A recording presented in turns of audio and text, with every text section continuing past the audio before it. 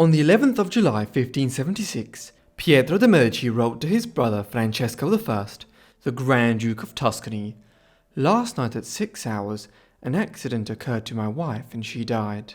It sounded innocent enough, but it was a lie. In truth, Pietro had viciously murdered his young wife. And they weren't just husband and wife. They'd been raised together like brother and sister. So why did he do this? Join me to find out." Eleonora di Garzia di Toledo was born at an unknown date in March 1553 in Florence, Italy. She would be known primarily by the Italian version of her name, Leonora, dropping the E, although she was of Spanish heritage. Her father was Garzia Alvarez de Toledo y Osorio, a senior Spanish nobleman who held the titles of Marquis of Villafranca and Duke of Fernandina. Eleonora's mother was Vittoria d'Ascagna Colonna, a member of an extremely prominent and powerful Italian noble family that Pope Martin V, head of the Roman Catholic Church from 1417 to 1431, hailed from. Hence, Eleonora was born into both the senior Spanish and Italian nobility. Yet, Eleonora wasn't raised by her parents. Tragically, her mother died when she was very young, and her father was often dispatched by the Spanish monarch of the day, King Philip II, to govern various parts of Italy that the Spanish controlled. For instance, for much of the 1560s, he served as governor of Spanish Sicily, and he later played a senior role in the Battle of Lepanto. This was the largest naval battle in history, and saw hundreds of Spanish, Venetian and Papal ships clash against an enormous Turkish fleet of the Ottoman Empire. In her father's absence, Eleonora was left behind in Florence, and was raised by her cousins, the Medici family that ruled the city. She was often referred to as Dianora by her relatives to distinguish her from her aunt, another Eleonora of Toledo, who had married Cosimo I, Duke of Florence, back in 1539. Eleonora became what was known in the Spanish tradition as a menina at the Medici court in Florence, an aristocratic child fostered out to another family to cultivate greater ties between the families. Her aunt, Eleonora of Toledo, effectively became her surrogate mother until her death in 1562. Still, she was raised with affection at the Florentine court even after her main blood relative there died. Her uncle-in-law, Duke Cosimo, was enamoured of her energetic charm and raised her as his own even after the death of his wife. Yet, the same couldn't be said of all his own children, and in the following years, Cosimo would make a fatal error. The family Eleonora was raised within was a powerful one, though they had very nearly been overthrown and destroyed as a political power around half a century earlier. The Medici family originally hailed from the Tuscan countryside, where, as the name suggests, a family member was probably a doctor or medic back in the 13th century. In the 14th century they had relocated to Florence, where they became a powerful banking family, loaning out money as far away as London and Bruges. On the back of their financial success, the family became the unofficial rulers of the Florentine Republic in the 15th century, and oversaw the patronage of the Renaissance here, sponsoring artists like Botticelli, Michelangelo, and Leonardo da Vinci. In her youth, Eleonora would have walked by paintings by these Italian master painters hanging on the walls of the palazzos owned by the family in the city centre.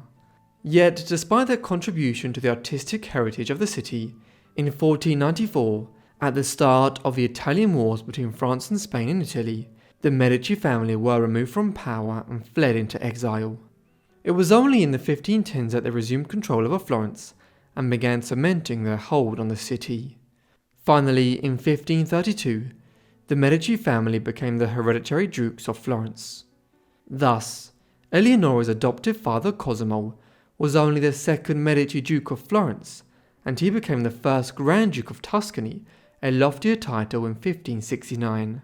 Given all of this, Eleonora grew up entrenched within one of the most powerful ruling families amongst the dozens of independent Italian duchies, republics and states, and her early life was spent with the leading political figures and artists coming and going to the Medici court. Duke Cosimo was conscious of the need to maintain the line of succession. He himself had only come to power in 1537 because his cousin Alessandro de' Medici, the first Duke of Florence, had died prematurely and without any legitimate children to succeed him. Cosimo was determined that this would not happen with his branch of the family.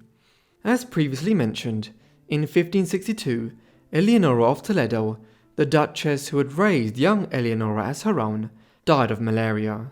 Just 9 years old, Eleonora was left without her surrogate mother.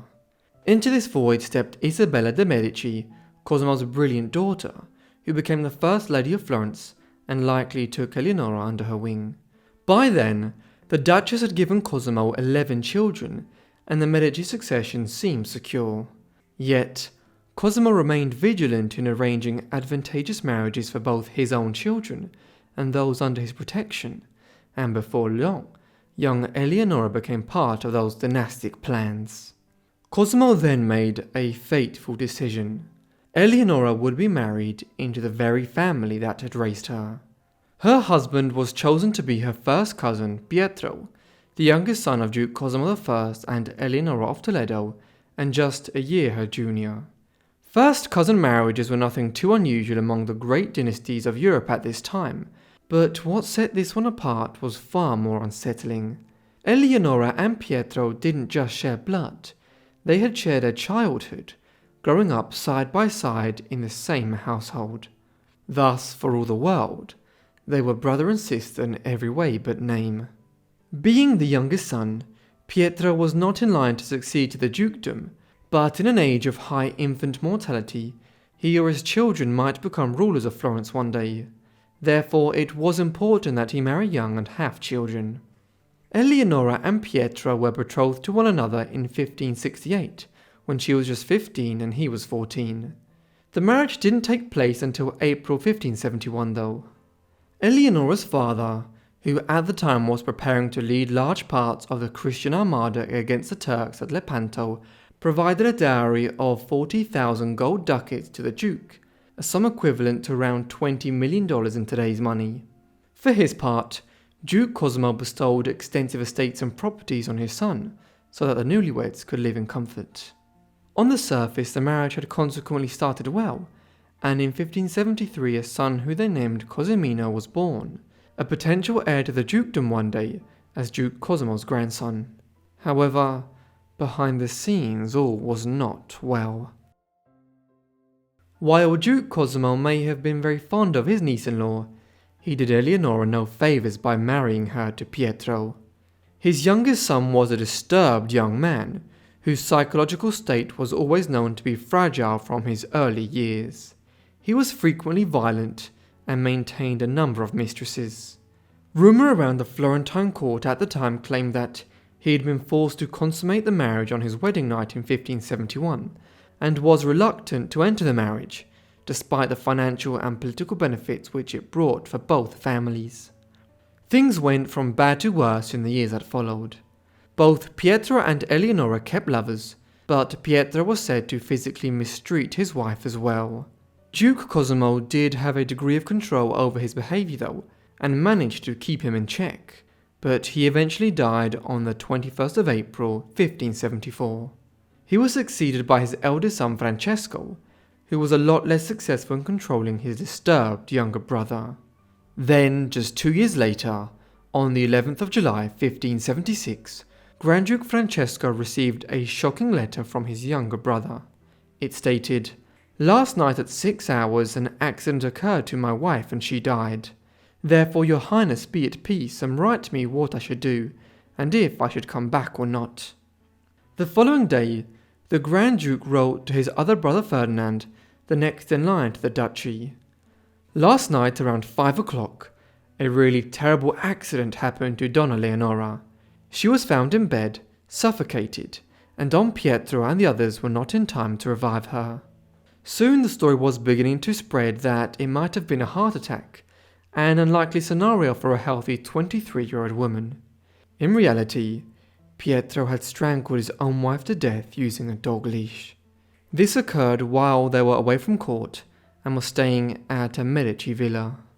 Francesco knew of this, and yet he did not try to bring his own brother to justice for murdering his wife in such a cold-hearted manner. In fact, further nefarious events followed. Another member of the extended Medici family, Isabella, was killed 6 days later. Like Eleonora, with whom she was close friends, Isabella was trapped in a loveless marriage and had also taken a lover. One of the men Eleonora had been involved with romantically, Bernardino Antinori, a courtier knight and poet, had even been murdered 6 days before Eleonora.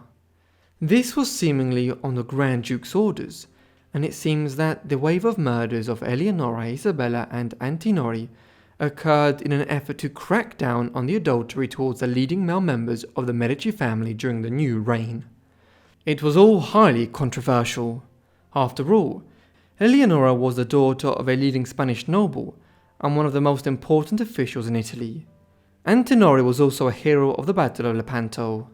Hence, when the letters were sent from the Florentine court to Rome and Naples in the days that followed, the story was put forward that Eleonora had died in a freak accident.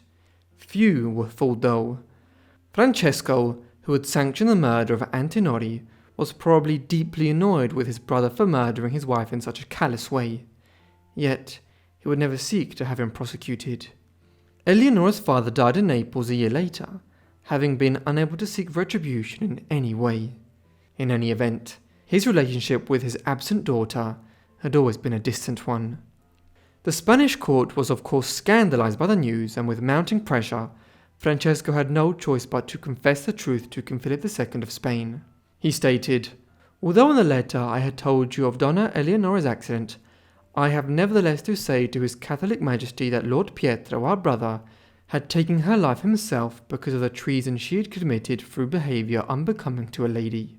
We wish that His Majesty should know the truth, and at the first opportunity he will be sent the proceedings through which she should have known with what just reasons Lord Pietro acted." Eleonora's murder was recounted by a prominent local priest and musician in Florence, Agostino Lapini, who kept a valuable diary recording events in the city over several decades. In this, he stated of the incident that Eleonora was, quote, 21 years of age, beautiful, gracious, genteel, becoming, charming, affable, and above all had 2 eyes in her head, which were like 2 stars in their beauty. Everyone said that she was murdered. She was buried with rites in San Lorenzo. Thus, despite efforts by the Medici family to cover up what had happened, it had become widely known around the city that Eleonora had been murdered, though perhaps the full details of the brutal manner of her slaying by her husband was not fully known. Eleonora's legacy has been very mixed over the centuries. For starters, her sole child Cosimo only outlived her by a month, and died from some illness contracted during infancy, a very common occurrence in the 16th century. This meant that the possibility of a Medici succession from her short and violent marriage to Pietro was ruled out. Pietro did not have any further legitimate children, though he had many children out of wedlock. Instead, he spent the rest of his life down to 1604 as a constant burden on his family. He was a spendthrift, unstable, and spent much of his time exiled at the Spanish court, often trying to acquire money from creditors to fund his lavish lifestyle. His brother, Grand Duke Francesco, tried his best to keep him away from Florence, although Pietro occasionally showed up to seek money from the family coffers to relieve his debts. Unsurprisingly, the Medici family did their best to cover up what had happened to Eleonora, something which reflected very poorly on them, even by the standards of Renaissance Italy, a very violent time and place. It is only over the last couple of decades that her story has been fully rediscovered, thanks to studies by a number of historians of the Medici women. A possible portrait of her by the Italian painter Alessandro Allori is in the Museum of Fine Arts in Vienna today, though it might also be of one of the Duke Cosimo's daughters. Thank you so much everyone for watching this video on Eleonora of Toledo. I hope you found it interesting. Let me know what you thought of her life and story down below in the comments, and if you want more videos like this, also let me know down below in the comments. I hope you guys are subscribed and have notifications turned on to get all my videos as soon as I upload them. And that's all from me, so I'll see all of you in the next Forgotten Life. Thanks.